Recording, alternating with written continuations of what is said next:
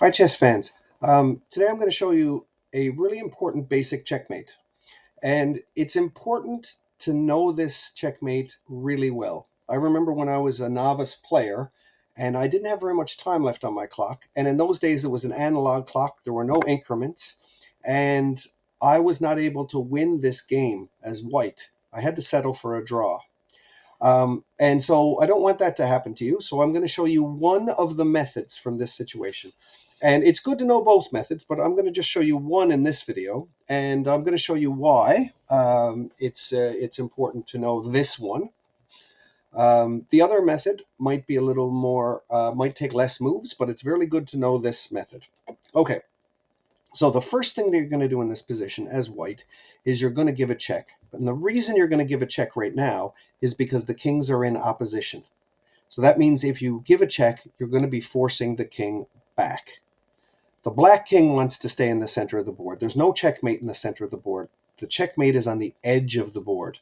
So you want to make this check, and notice the black king can't move towards the white king. It has to kind of give way. All right? So it has to move off the fifth rank. So black is going to move the king back there. And of course, this is not the time to check again. If you check again, black is going to come back and you haven't made any progress. Check again, back, check again. And um, if you repeat moves 3 times, it's an automatic draw. Black could claim a draw here. So you don't want to repeat moves. So what happens is you make a king move. You move the king up like this. Now, black sees that if he goes here, the same thing's going to happen again. Kings are in opposition. So black's not going to do that. Black's going to make a better move. It's going to go over to b6. White is going to follow, follow, follow, and now look. Now is the time for the check because the kings are in opposition. So you make a check. This time black is going to run this way. And oh, wouldn't it be great if it was white's move? But it's not. It's black's move. So don't give the check yet. Now, this is this is an interesting position because if I go here, black is going to come back. So what I need to do is do what we call a waiting move. Just move the rook 1 square. Hang tight, wait. Because now, if the king goes back, then you've got that check again. But the king is not going to go back there because the king is going to say, I'm going to go and attack the rook. And now the rook, long-range piece, goes all the way to the other side of the board. Now, if black comes back here like this, wanting you to play this so then black can move and you're not making any progress, don't do it. If black comes here, you can maybe play this waiting move.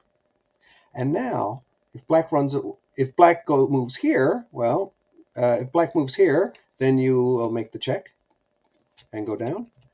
But if black decides to go here instead, now you just follow again. So we're into this following. Now you move here and check. And now here, if you play here, yeah, black can head towards the rook, think I'm going to get the rook and make a stalemate or make a draw, sorry, here, make another little waiting move here, and you're chasing him in again. And now is the checkmate. Remember in the beginning, I told you the checkmate is on the edge of the board. And if I remember back to the game that I played where I ended up with a draw here, I think in this position, I had like 5 seconds left on my clock. I think I played check here and then check and here, and then I didn't know what to do. I think I moved my king like this. I had not studied it. I had not practiced this ending. That's why it's really important to know this ending, this method I showed you is very symptomatic. And I wanted to show you this ending in particular today because recently I had a live game online, where it was really handy for me to know this ending because I was in a time scramble, and it was only 2 second increments, so I only had 2 seconds left on my clock, and um, because I knew this checkmate pattern so well, I was able to um, save a lost game and actually win. So I played here. Now I'm black and I'm in trouble because look at how far away my king is. With really, really precise play, white will be able to win this game by making that pawn into a queen. Okay? But my opponent didn't know this ending very well. And, but he still had a really good winning position. See, if I would have left the rook here, right? I would have left the rook there because then my king, the black king can't come and help. So if I were white, I think I wouldn't have played this move here. This move, I just would have left it here and maybe moved the pawn instead. You know, that might have been a little bit better. But anyway, what my opponent ended up doing was allowed my king to get closer. And then I moved my rook over here. I was thinking I'm just going to check him, and I'm just going to keep checking him. But what ended up happening is I checked here, and he went into the corner, and then I moved back, saying, okay, well, if you queen, I'm going to check you. So he couldn't do that. So he moved over here to defend the pawn. Then I checked again, and now he goes over. Now he goes over here in front of the pawn. Now he wants to get out of the way of the front of the pawn. Now, um, the the move for me to play to draw this game now was actually rook to c1, but I didn't see it. I didn't see that move. What I did play instead was here. And again, now I've put myself into a losing position again because he has a way to get out, right? He can play king to d8. Um, and get out. So, but what I did is I sort of remembered the old checkmate pattern that I just showed you guys, and I moved my rook over here, and he was in time trouble as well.